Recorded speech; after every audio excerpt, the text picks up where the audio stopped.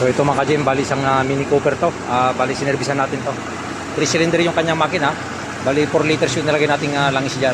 Tapos ito walang oil dipstick, kaya makikita natin yung kanyang oil level dun sa kanyang instrument cluster dun sa gitna.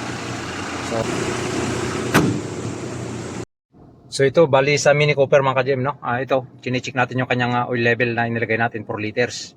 Dito lang siya makikita kasi wala itong oil dipstick. Dito lang sa kanyang instrument panel dito sa gitna.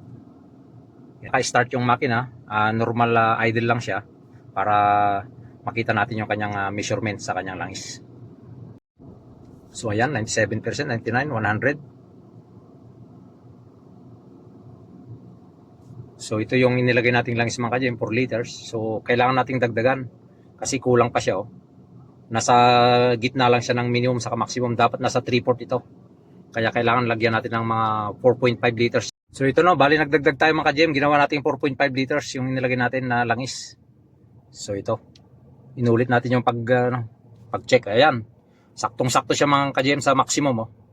4.5 liters yung nilagay natin dito na engine oil sa Mini Cooper na ito. 3 cylinder. So yan po, like and share po yung ating mga videos.